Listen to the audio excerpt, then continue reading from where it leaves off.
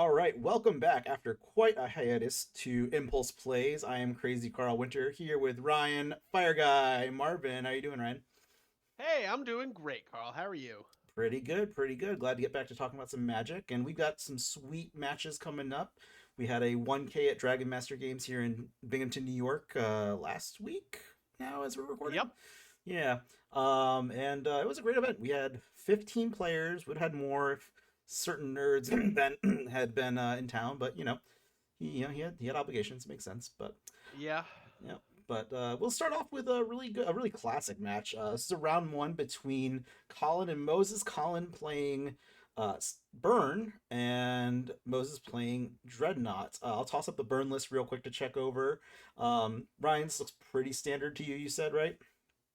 Yeah, this is pretty stock Dick's Burn. Mm-hmm. The 20 lands, two barbarian rings, three Urza's baubles, that being the main difference. Mm-hmm. Um, and yeah, this is fairly stock.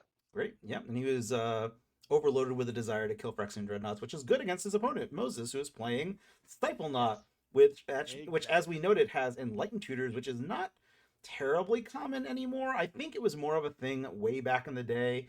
If Andy was on with us, he'd be able to tell us because he is like a walking historian of pre-modern. But otherwise, the rest of the deck is pretty stock standard, where you've got like foils and gushes and counterspells and stuff like that.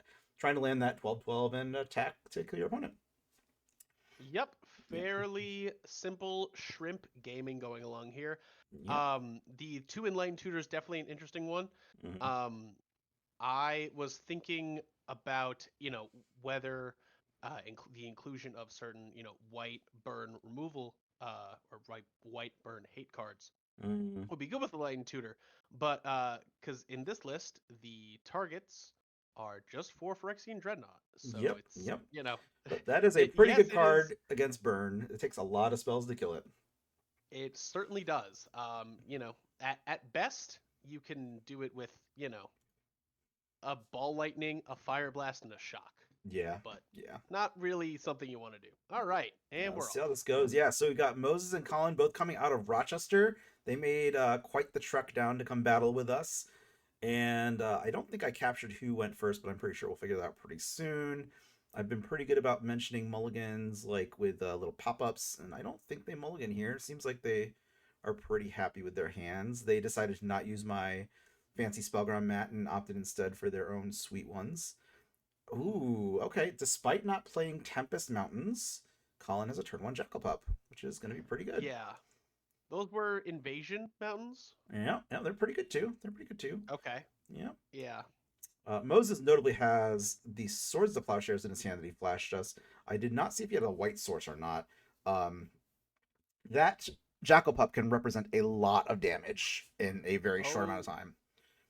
oh yeah. Because until the blue-white knot player casts either Swords to Plowshares or a Phyrexian Dreadnought, that is not going anywhere. Nope, nope. Okay, so no white source, meaning that Pup is representing at least two damage. Yeah, it looks like he Uh, only had the one land there. yeah, it doesn't look he's got more in his hand. He's probably at an angle where I'd imagine he has a combo piece to go with that Dreadnought and is just looking for a Team 2 Dreadnought because, like, Sly just can't answer that game one. Yeah, oh yeah, it is physically the numbers are just not there. Yeah. Looks like he draws the second copy of swords. That is It's a good card, but not when you don't have a white source. It makes it very difficult to cast that spell. Ooh, looking about discarding yep. the plow. I don't know. Yeah, maybe I don't know. That's rough. Yeah, Discarding gush. yeah. I'll try to toss it up here, but there's a great picture. I tried to take a calculated risk, but man, am I bad at math, and I think that's where Moses is at. Yep. He took a calculated risk, and it's just not paying off. Now the ball lightning And now comes the out. ball lightning. I mean, are you? Oh, Interesting. So Moses if had you're a Moses, do you daze. daze that? I think. I feel like you daze that because six damage being dealt is one of the few ways to, fight through a knot here. Yeah. Well, he landed the dreadnought with the vision charm, so Yep. that's something. Yeah, but the Unfortunately, problem is now Moses is at 7. yeah, which brings it down to five. We've got a lightning bolt and a shock. No, double bolts. Just get a And little bit of double overkill bolt. there. That daze will not help against the bolts, but the Yep. gush I mean, he's gonna might. gush. No, no, he's got nothing He there. hits a That's good. Darker Waste and a Lightning Tutor, and that. Oh, he has a foil. He does have a foil. Okay, okay, never Oh, mind. he We're does have a not foil. Okay. not out of this yet. Colin All right. has a Yeah, lava that dart. too. Nope, just kidding. There's Oh lava dart. no! Oh god, I'm having flashbacks. Okay, speaking of flashbacks, the lava dart has flashback. Okay, Yep. okay, I'm okay. I'm okay. Calm, calm green ocean. Calm green ocean. Tom Green Ocean. Yes, Carl. Sorry, that's a deep cut from vintage way back in the day. All right, so going into game two, Mo's gonna be on the play. We looked at the sideboards. He's got not a lot to bring in. Like Powder Keg's okay, Windwarp's Powder bad, Keg. Hydro Blast is good, Blue Blast is good, and that's about. I guess chills are good too, but I don't know. Yeah. I've heard I'll way too tell many you this stories of during. chill not doing anything versus land flood. So Yeah, there are plenty of games that I've had where I look at my opponent's chill, I look at my 6 mountains, I'm like, okay, mm-hmm. I can still continue to operate. Yeah. Um, but I can tell you this: during that tournament, I had 5 creatures kegged by 2 powder kegs. That's pretty powerful. The val, yeah, if they have a if the slide deck has a creature heavy start of Mm-hmm. 1 drop into 1 drop 1 drop, Yeah, Keg's very good even there. if you're on the draw, Mm-hmm. untapping and going keg on 2, that means guess what? You're getting at most 4 or 5 damage out of your Yep. creatures. Yep. And now you have to top deck like crazy. Yeah, the 4 overloads and the 4 blasts. Yeah, that'd be pretty Look like important. yeah, Notably, Moses did not blue blast the Grim Lavamancer at the end of turn one. So I would imagine he's probably holding it up for like a vortex or something like that, something bigger. But the downside of that is like maybe like Colin is not going to run a 3 mana spell into open blue mana. So that yeah. Grim Lavamancer is going to represent a lot more damage than it might have otherwise. But at the same time, like then you don't have a blast to deal with the 3 mana spell, so it's it's rough either way. I yeah, completely agree with you there. Grim Lavamancer is in this matchup the scariest card. Mm. Shock comes out to lower Moses down by a little bit. I have to imagine Moses probably brings out the meddling mages. I don't know. I mean, I guess it soaks the burn spell, but Lavamancer's gonna be great against that. And yeah, that repeatable source of damage is gonna be really powerful. Yeah, because even if Colin gets his spells countered, Uh-oh. they're just food for the Lavamancer. Now we've got a Enlightened Tutor here. Yep, going I for the wonder what he's dreadnoughts. getting. Okay, I thought he might have been going for a powder keg. Definitely not going for a chill. This is not a chill time. Yeah, this is very much not chill time. Mm-hmm. Yeah, but I guess the problem is if he grabs Keg here, then Colin gets to attack Mm-hmm. minimum, twice. Yeah, Well, he gets to attack twice and deal 8 more damage with his creatures. for Or, sure. Yeah. sorry, like 6 more damage with his creatures. All right, so it looks like Moses has Stifle, which is good because it means he can block with the Dreadnought, Yep, that's but right. he has a blast to protect against an opposing blast from Colin. And Colin says, heck you, nerd, and throws fire at his face, which is Nope. a reasonable thing you can do. Yeah. Okay, Yeah. so, okay, something I just didn't really think about is Moses may also be keeping that blast up to deal with that the aforementioned overloads. And then Colin may be then going for the aforementioned overloads with blast backup. So that could be like where their minds are at here. Yeah, I completely agree. Yeah. Yeah, during my last match, I had my opponent blue blast 3 of my creatures Mm-hmm. because I was sitting on my own blast Mm-hmm. to back up my overload because that Mm-hmm. this the resolving of a dreadnought, I'd say probably 6 or 7 times out of 10 is where sideboarded games end. If Right. it can stick and attack, the Mm-hmm. game pretty much over. I could see that. Yeah. I don't know. The burn deck just becomes so lean after board though. Like they just get to multi-spell so much. Like the Nought deck has a lot of very efficient like removal and counter spells, but it's just not. I don't know. I feel like it's not gonna be able to keep up with the volume that's coming out of burn. I mean, yeah, it completely depends on the type of game that it lends up For sure. on. Yeah. If it's just like creatures and a couple removal spells, then yeah, if they're able to fire the perfect game plan, it's Mm-hmm. great. Notable misplay But from Colin here, not drawing a removal spell to kill the Phyrexian Dreadnought.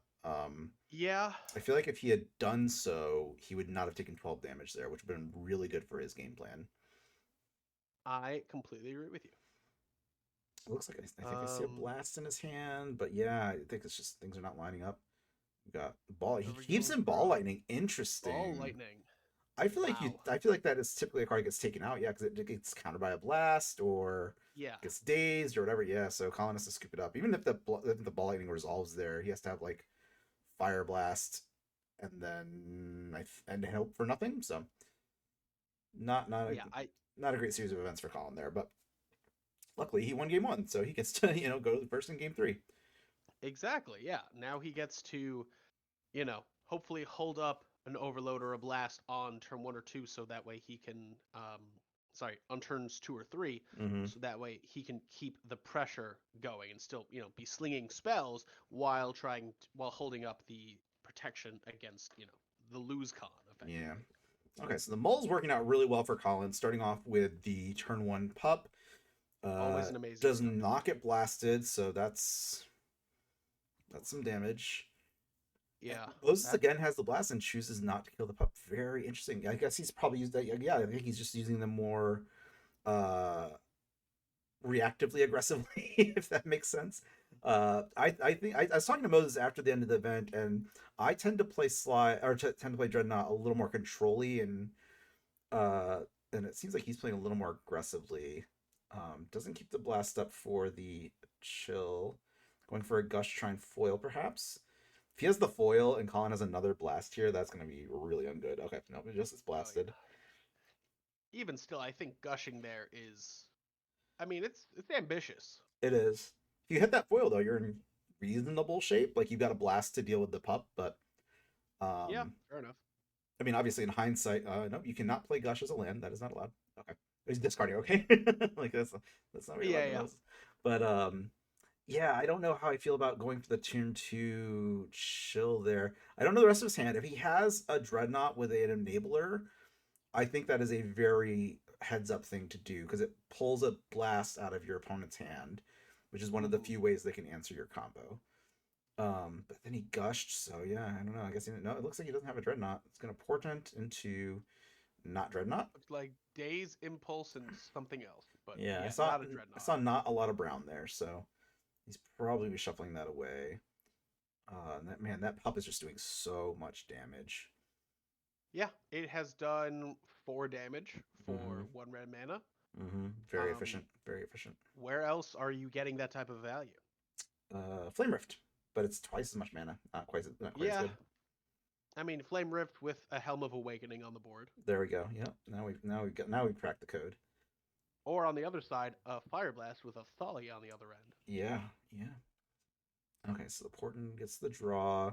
Both players doing excellent with remembering their slow cantrips. One of the I would argue one of the hardest parts of pre-modern is remembering to draw from your slow cantrips. Yep. Pup just keeps going. He's if there's no ball lightning here, I don't think he can afford to blast it because then if Sulfuric Vortex comes down, like yeah, Oh, he okay, is blasting it. he's blasting. Oh, and he does not get hit by a 3 mana spell. Okay, Interesting. I mean, I saw a white border card there. I'm assuming that's a lightning bolt. I don't know what the other one is, mm-hmm. but maybe he's just. Oh, Uh. Colin missed a fetch ping earlier. I think you probably wrote it down, but Oh, yes. didn't put it on the phone. So Yeah, catching yeah. back up there. So getting out some more lands. Gotta imagine he's just gonna throw a bunch of fire at Moses' face. He's at 9. Like that, the pup was a ball lightning, so Yeah. not a lot I of ground think. left to make up. There's a bolt. Yeah. The bolt goes upstairs. Oh, he's got 2 other cards in hand. Okay. Mm-hmm. Um, Counter spells the bolt. Counterspell for the bolt trades 1 for 1. I like that. Yep. Colin gets to trade up on mana, which is really important. That's such a huge part of this format is being able to trade up on mana. Yeah. Uh, Oh, he's. It looks like Mog Salvage. it looks like Anarchy to me. I'm like, why do you bring an Anarchy? Yeah, probably Mog Salvage. I did not know. I did not notice the Mog Salvage in addition to the 4 Overlords. Yeah, heck you Dreadnoughts. It seems Yeah. I mean, with the way the the North American metagame has been shaking out, like having a million ways to kill 12/12s is not a bad strategy. Yep. I had actually messaged Lanny on. I think it was a few days or a couple days before the event, asking Hmm. about whether maybe I should include Mog Salvage, Hmm. and he said pretty much it's great, but it's very narrow. But Yes. given that you know Yeah. uh, I think a third of the room was shrimp on Mm-hmm. Saturday, Pretty close, yeah. Yeah. and I played against it twice. Mm-hmm. All right, we got a gush here. And no action. Nope, No action. still Okay. no 12-12. Yeah, it's a thing that's allowed to happen. Yeah, I mean, something he, uh, this would be a weird thing to do, but you could go Vision Charm, turn all mountains into like plains. It's like a pseudo Orum's chant. Yeah.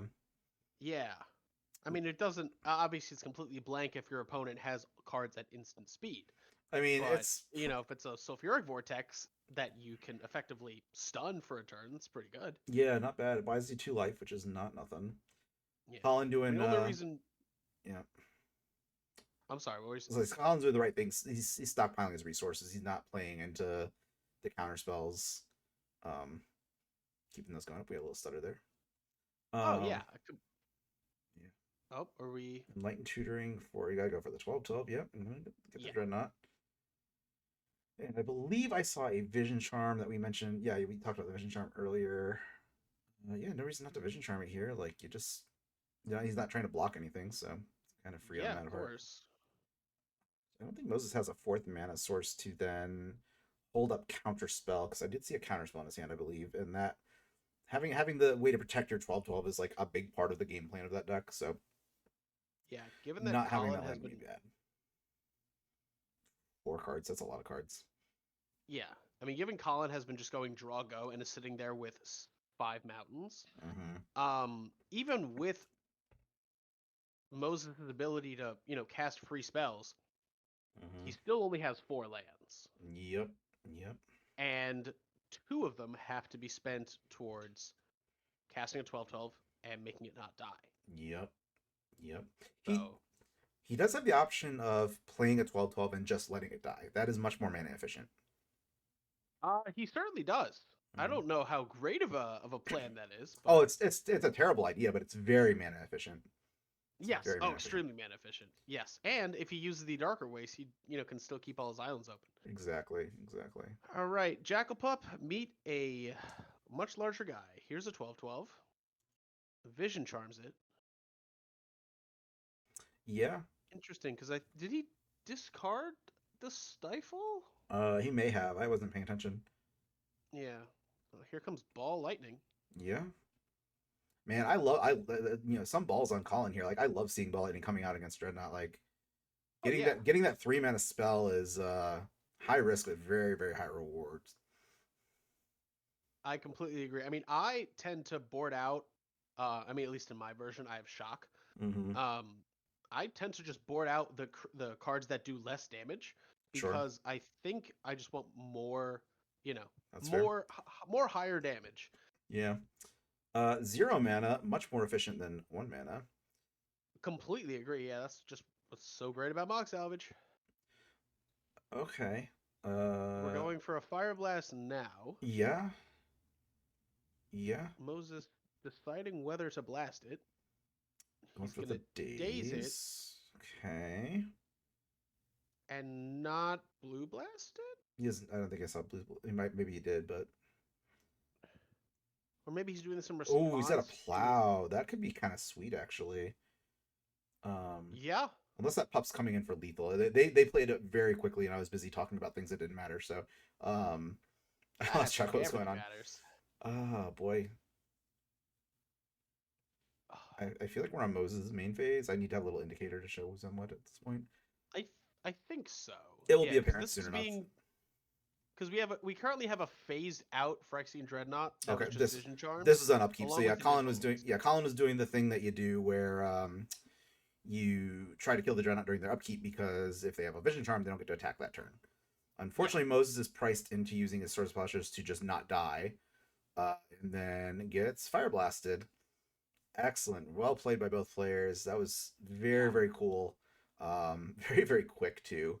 They got through that really, really quickly. I mean, I edited out some shuffling, but not a whole lot. So, they did an excellent job. I also like their branding next to the phone. I just noticed that there, the Rochester Royals. Great group of folks out of Rochester. Oh yeah. Colin just dumping his artifact removal on the table. Yep, here's 4 overloads, here's 2 rebs, here's 2 pyros. I'm curious to see which cards he removed. I would hope that it was just like cards like shock.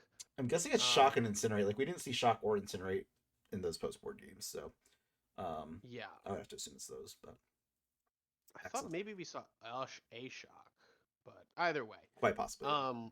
yeah. In either case, Yeah, that was a great match, and I'm very glad that Red won. Yeah, for sure. Lightning bolts are the best cards. It's a shame I Mhm. wasn't able to cast so many on Saturday, because I just wasn't drawing them. Yep, But that is a big part the of drawing rest of the them. deck still performs well. It does. It does. All right, that was an excellent match. We've got a lot more coming for you guys. I think it was a 5 round event, and then the top 4 split. So we've got at least 4 more matches, and I've got a bunch in the can from a previous event too. So hopefully we'll get some more videos out for you all soon. And for Ryan and I, thanks for joining us, and we'll see you in the next one. Bye.